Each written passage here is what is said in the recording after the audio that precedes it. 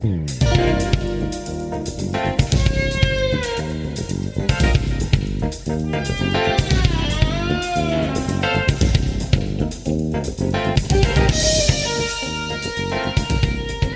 to The More Perfect Union, the podcast that offers real debate without the hate. I'm Rebekah Kushmiter. I am back fresh from a stock tank baptism performed in Eagle Pass, Texas by a guy in a MAGA hat.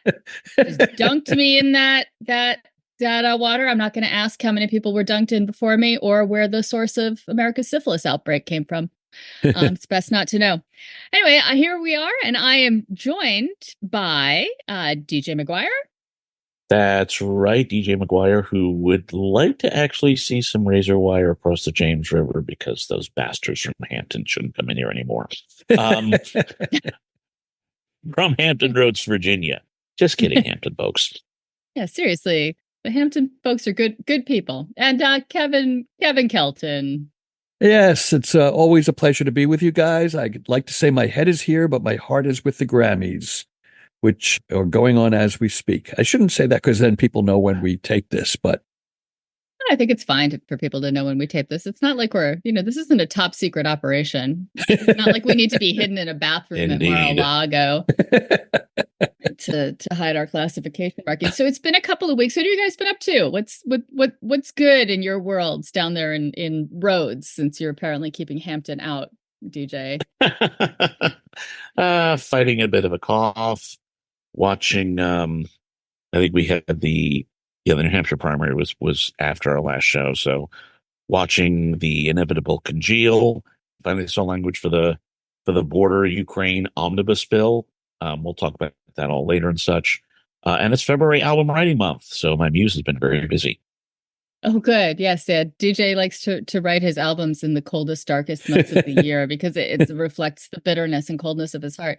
How about you, Kevin? You were traveling last week, weren't you? I was in Florida visiting my mother, who is 102 years old. So that was kind of sweet. But something that I wanted to mention that wasn't about traveling is I had an experience for the first time last night. Hasn't happened before. I had a dream and MPU was in it. Really? Yup, you guys made a cameo in my dream, and here are the details.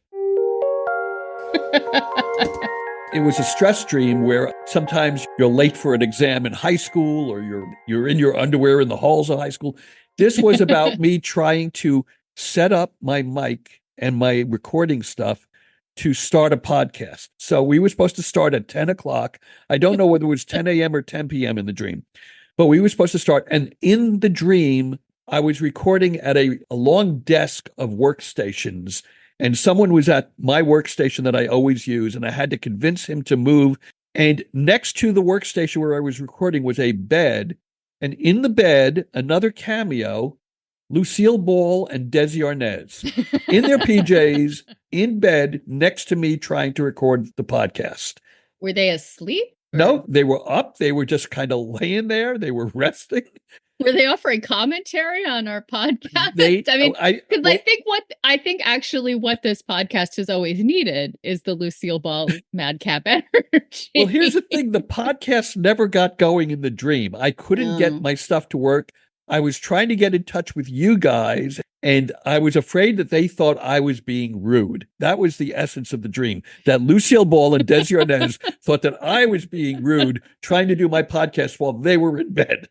Oh my gosh. But they were embedded like at WeWork or someplace like that. Yeah, exactly. It was just a bed next to this workstation.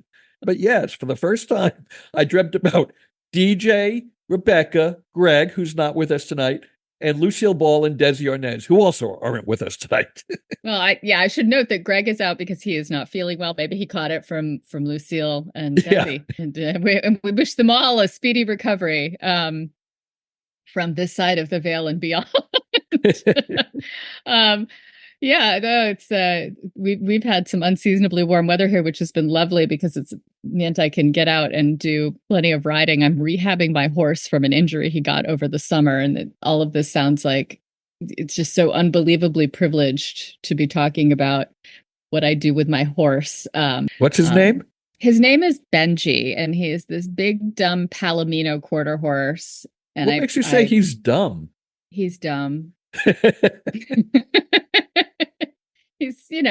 they're horses. They're not Yeah, I known mean, for you got two rocket very science. smart kids. So if you got a dumb horse, it's par Right. for the course. Yeah, he's decided he absolutely hates the pony that my daughter rides for lessons. So if I try and work him while my daughter's having a lesson, he spends half the time distracted because he hates the pony so much.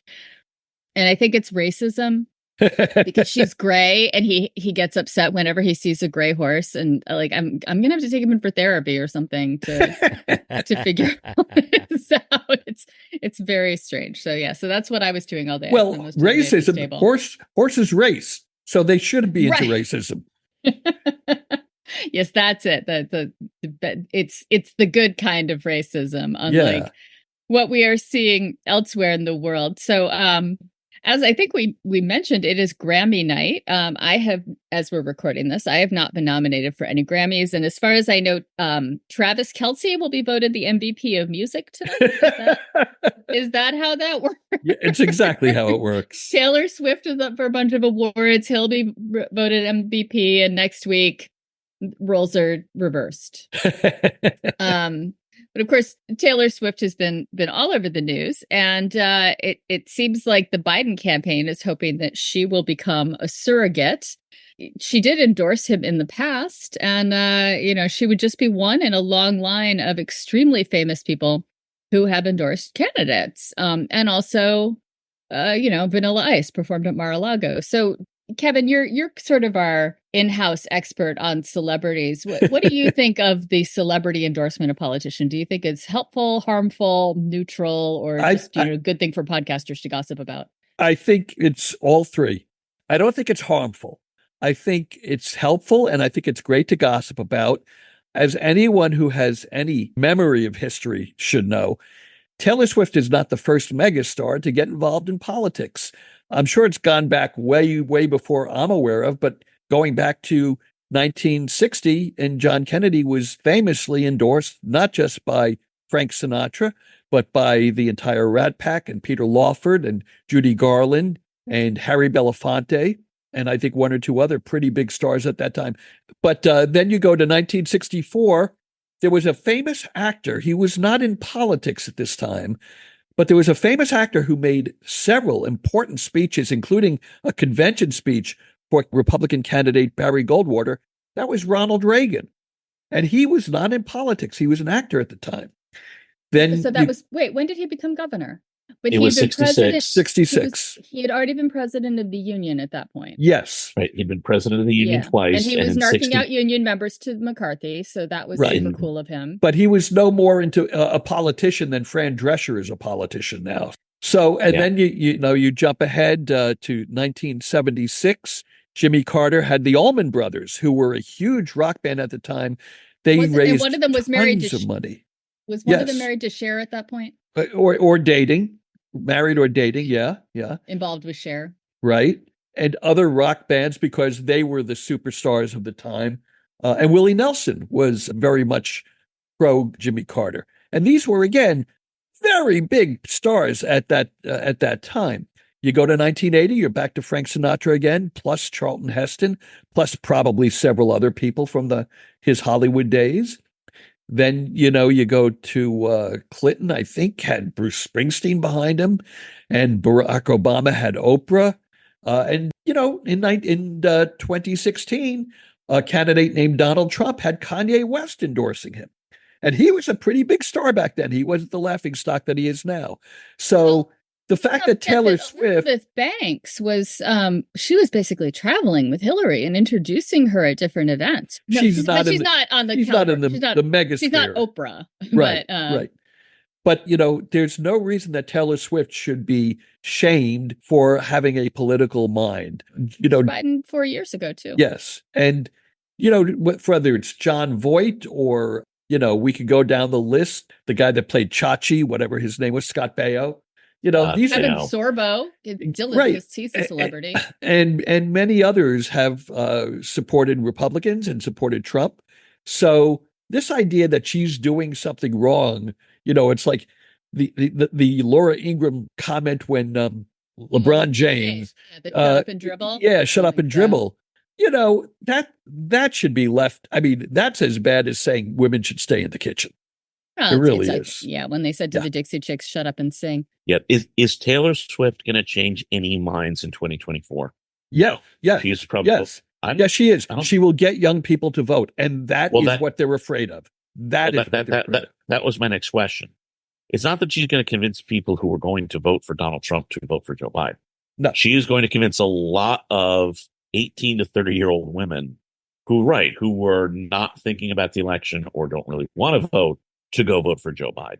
And you're right, that is what very much scares them, because Taylor Swift 2024 is reaching a lot more women of that age and NBs and various trans men than Taylor Swift 2020 or Taylor Swift 2018 ever did.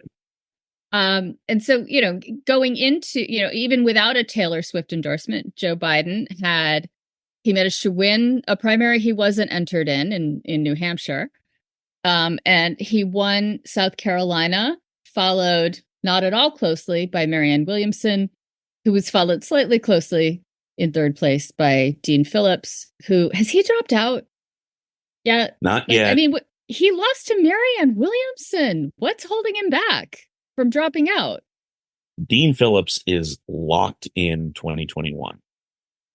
He's utterly convinced that there is a sizable majority of Americans who are prepared to see Joe Biden thrown out of office. And that's not the same thing as people who are upset at Joe Biden. There is a majority of voters upset at Joe Biden. It isn't people who would rather the Democrats nominate somebody else. There are a number of independents who may think that. Democrats don't. Dean Phillips is convinced that all these voters are out there who want someone young, who want someone different. And the reality is, as Bernie Sanders learned 4 years ago, and to an extent Elizabeth Warren as well, those voters are simply not there. They don't actually exist. Not only did Joe Biden win 96% of the South Carolina Democratic voters, not only did he win 2/3 of the New Hampshire voters without actually even being on a ballot, but we saw right after the New Hampshire primary, Quinnipiac put their first post-New Hampshire primary poll, and lo and behold, Joe Biden is ahead by 6 points. And yes, there are other polls that only poll adults, and there are other polls that have 50% more only high school graduates in their sample than actually exist in the country. So surprise, they have Trump ahead. But Quinnipiac, which actually pays attention and weights on education levels, has Joe Biden ahead 6 points. And it shows, again, the theory that I've always had is that the more people are engaged in what is going on politically, the better Joe Biden does compared to 2020, which means as it becomes more and more clear and more Americans become engaged, Joe Biden will continue to do better and better and better between now and November. Doesn't mean it's a done deal. We still have work to do, but there is a path to victory. And as more people become aware of what's going on, that path grows wider. And when you talk about vulnerabilities, again, another segue, the biggest vulnerability for Trump is if he is convicted of a felony. And if he's even tried for a felony. Oh, my God. If he's even tried, yeah. And yet the courts are moving at their typical glacial pace. What you're referring to, of course, is there was the hearing over 3 weeks ago now regarding presidential immunity in the DC circuit. And if anyone listened to the arguments, it was quite clear that the legal merits of that case were, it's insupportable. You simply cannot give blanket immunity to anyone in the nation, never mind the president. But a sort of a speedy opinion was expected. It has not been delivered. And now the speculation that I'm beginning to see is that Judge Henderson, who is the senior judge on the 3-judge panel, is slow walking a decision for reasons that we can only speculate about. We're only speculating that Judge Henderson's slow walking it, but it feeds into this Trump well-known legal tactic of delaying. The lawyer that I pay attention to on this, on all matters Trump, is George Conway. In fact, he has entered the podcast realm. He has become one of us with a podcast that's literally called George George Conway explains it all to Sarah Longwell over the bulwark. But that's neither here nor there. George Conway, he is noting that if, say, they release a decision Tuesday, it will be 4 weeks since the argument comes through. And for the DC Circuit, that's actually pretty fast. So if George Conway is relatively sanguine about this, I am prepared to be relatively sanguine about this. This does not look like Eileen Cannon, who was throwing up everything imaginable to get stuff in the way. This just looks like the DC Circuit saying, can you just give us some time to write the damn thing, please? And that's fine. But it is certainly possible that these three judges are not only trying to write a decision that they would all agree with, assuming it's 3-0, but something that they think would convince the rest of the en banc members to leave this decision alone so that Trump can't use the en banc method as another delay. So that would basically force to go right to the Supreme Court, which is really what this belongs to in the first place. So what we aren't speculating on is that we have some foreign policy hot places, hot spots that are getting hotter. U.S. forces are striking around the world, and the U.S. Congress is dithering. And DJ, I'm going to throw this one to you. We're attacking the Houthis. We've got Iran doing stuff. We've got the EU giving money to Ukraine, and our Congress dithering about it. So sound off, DJ. My question for DJ and for you, Rebekah, is: are we at war? And if not, why not? With whom? And with whom? Where? On what grounds? Well, when you're being attacked by a country and you attack them back, it's kind of war. It depends on how you define the term. Oh my God, you're about to define what is, aren't you? I almost was. But it's, I think most Americans would see this as sort of as a low running conflict that it does not quite meet the term war. There are, our folks are at risk, and three of them have died. But we are not directly attacking Iran. We're still not doing that. We are attacking various Iran-backed groups in Syria, some in Iraq, and yes, some in Yemen.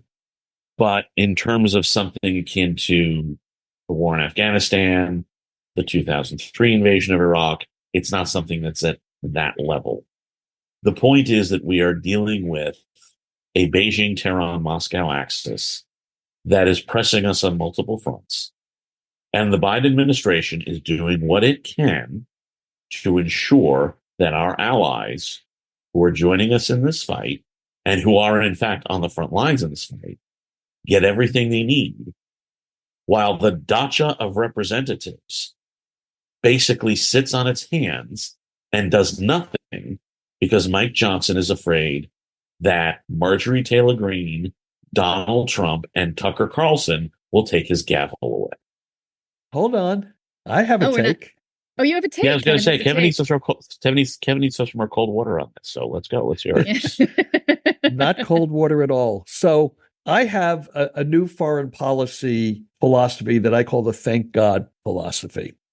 DJ, you will remember, actually, I think both of you will remember, that on the day of 9/11 and in the ensuing days right after it, I believe it was Rudy Giuliani who famously said, "Thank God George Bush is our president," meaning in his mind, had Al Gore somehow been president on that day, America would not have been as safe as they were under George Bush. I think the Democrats should adopt the same attitude. We should be looking at the world now and not going, oh gosh, there's a war in Israel. It's Joe Biden's fault. Oh gosh, Palestinians are dying in Gaza. It's all Joe Biden's fault. Oh gosh, now we're being attacked by the Houthis and other proxies of Iran, and now we have to have military reactions to it. Oh, the sky is falling, the sky is falling. No, just the opposite. We should be looking at this world, which we did not make. We did not create the tension in the Middle East. Joe Biden did not create October 7th. Joe Biden, in my opinion, did not create the Russia invasion of Ukraine. We should be looking at the world as it is now and going, thank God Joe Biden is our president, someone with 50 years of national policy and foreign policy experience, someone who knows all the players, knows the mechanisms of war and peace, and is cool under pressure and makes calm, rational, measured decisions. Who knows how Donald Trump would be reacting to any and all of these provocations? And I think one of the things that Democrats should be very loudly campaigning on is, thank God we have Joe Biden at the helm in these very difficult international waters, in these very difficult times. I agree. The as great as that sounds to us, unfortunately, because of the transition the Republican Party has been in, whenever Biden makes a decision on foreign policy, he will get hit from both sides. There's still I'm going to call them the Lindsey Graham the Graham Cotton wing of the Republican Party that pretends to be like the old interventionists of the Bush era and earlier times, and they will hit Biden for being not tough enough, and they're doing it again now on his retaliation against Iranian-backed groups in Syria, despite the fact that Biden has hit Syrian allies harder than Donald Trump or Barack Obama did put together. And then on the other side, he'll get hit from the Marjorie Taylor Greenes and the Donald Trumps who just want complete and full isolation. If Donald Trump were president, nobody would be talking about any of this because Donald Trump would be, nobody in administration would be talking about this because Donald Trump doesn't care about Ukraine. He'll happily let Russia carve it up. Donald Trump pretends to care about Israel, but really doesn't. He doesn't care about Syria. He tried to pull our troops out of there twice before. He probably succeeded doing it a third time. Yeah, his foreign policy is capitulation. Exactly. That's exactly what it is. His foreign policy is capitulation. It's also capitalism. He does sell secrets to Saudi Arabia. Well, you don't have to convince me. You might have to convince a lot of other people, but I agree with you. The point here is not, I would say, instead of only pushing the competence angle, because you can't ignore it for obvious reasons, we also have to make sure that the American people are as aware as possible of what Donald Trump's actual policies are and what the actual effect of those policies are. And what we want the American people to think of is this. There's only one thing worse than Donald Trump incompetently administering the policies he wants, and that's Donald Trump competently administering the policies he wants, and both of which are good reasons to vote for Joe Biden. That should be the message, in my opinion. Yes, Donald Trump's foreign policy sucks. The people he would have managing his foreign policy are criminals, and nobody needs that. Don't have time for it. Karen Henderson, get off the stick. Let's get this guy convicted.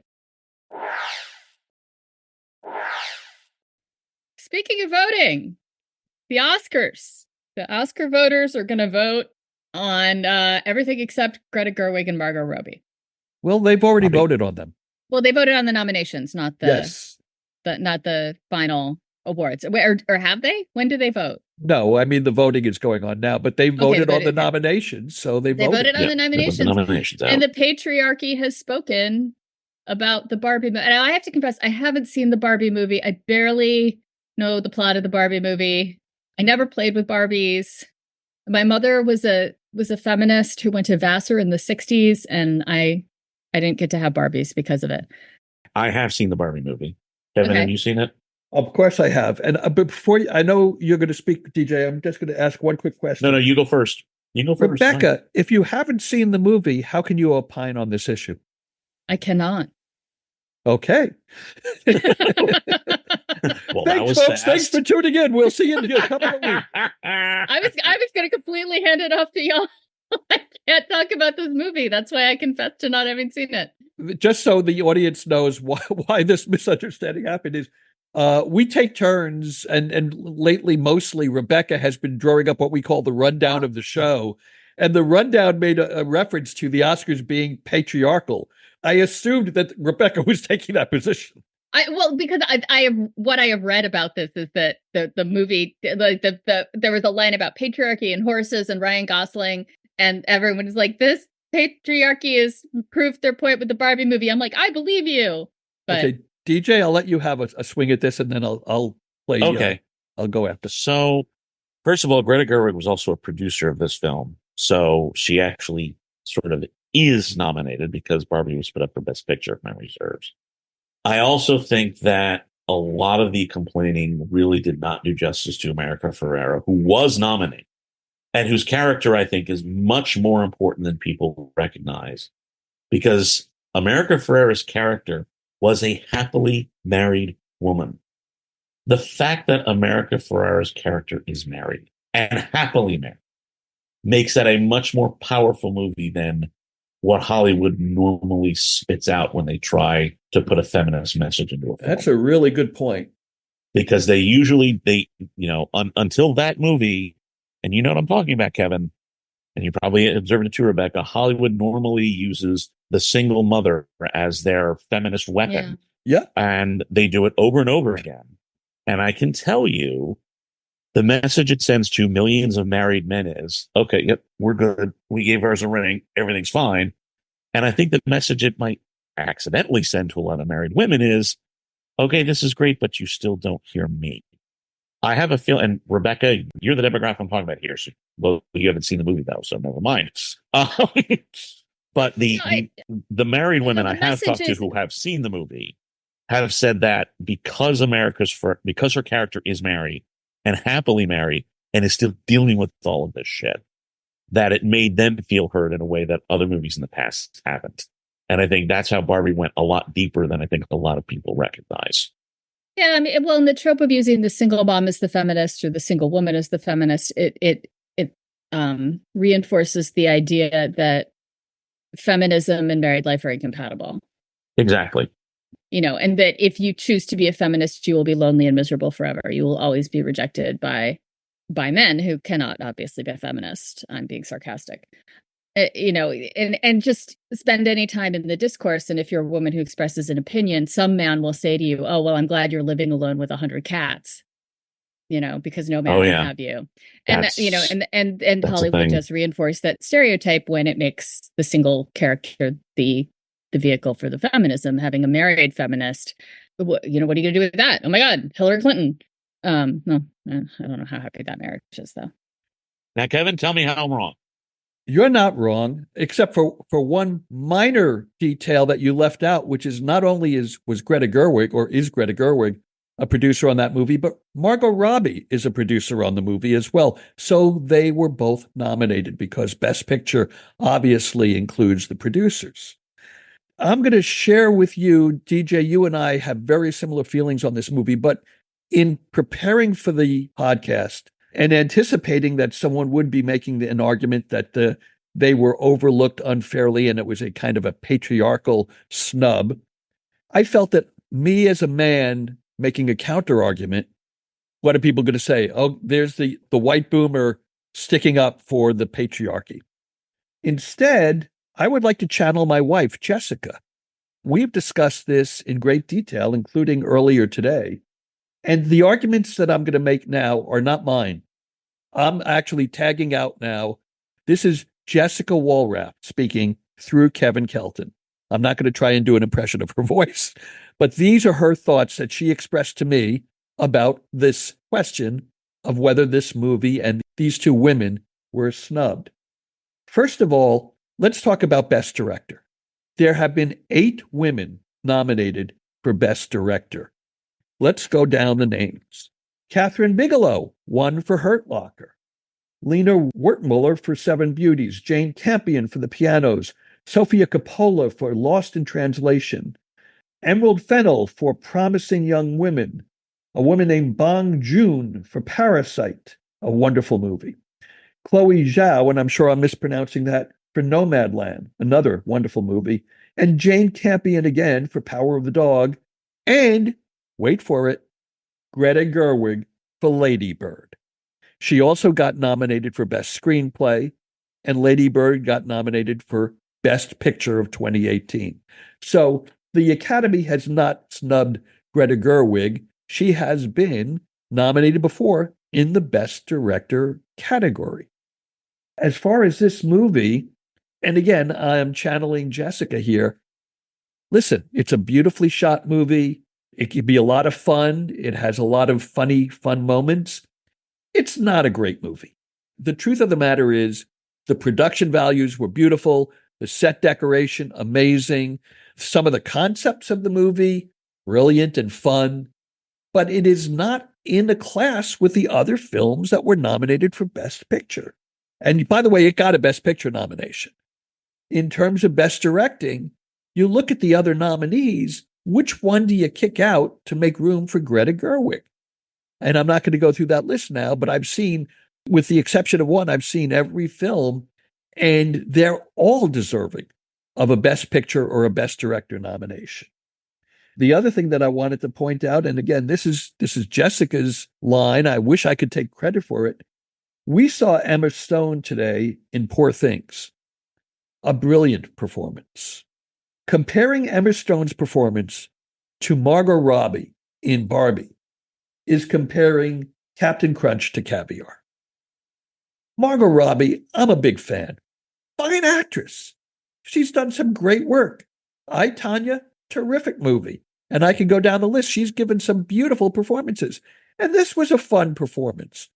But there are a minimum of 20 actresses who could have done just as good a job, including Emma Stone.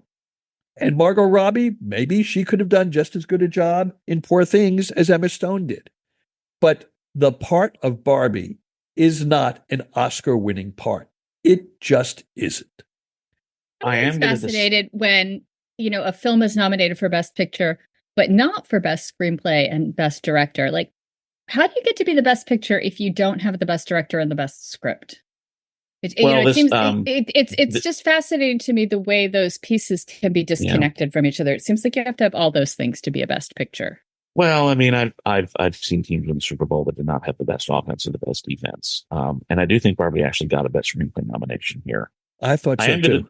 I think it was a best adaptation, though it wasn't considered an original. That's still Best Screenplay. Yeah, adaptations are not necessarily easier to do than originals. Yeah, and that is not a lesser category. That is not. I'm not saying it is a lesser category. I'm just noting that it was considered an adaptation. I am not going to go so far and say that Barbie was not a great film. I do think it was a great film. I think it was more impactful than a number of people think. But again, what made that film impactful was more America Ferrera than Margot Robbie. If you want to tell me that Ryan Gosling does not deserve a nomination when Margot Robbie didn't get one, okay, that's fine. That's something I'm willing to listen to. But again, I think America Ferrera did more for that film than Margot Robbie did. And yes, I've loved Margot Robbie since The Favorite. Well, again, Margot Robbie was a producer, so choose your right. No, well, I mean, in that role, right.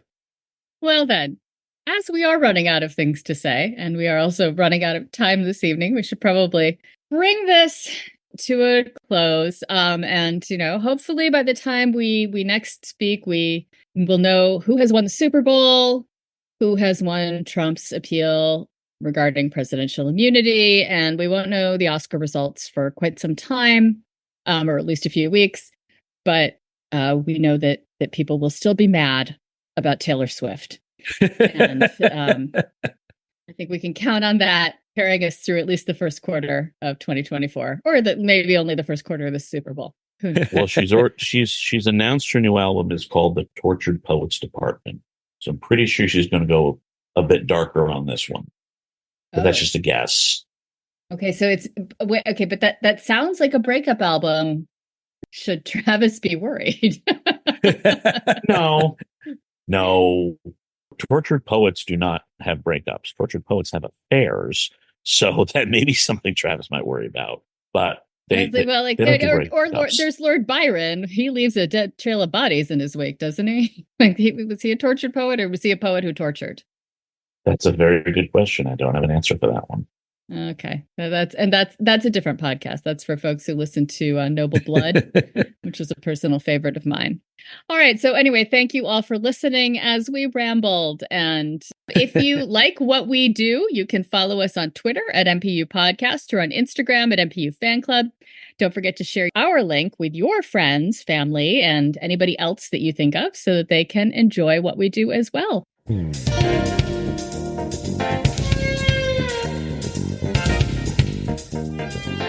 And so, guys, who are you rooting for in the Super Bowl next week, and what kind of nachos will you be making? I will likely outsource the nachos to some of the very good Mexican restaurants we have in this area.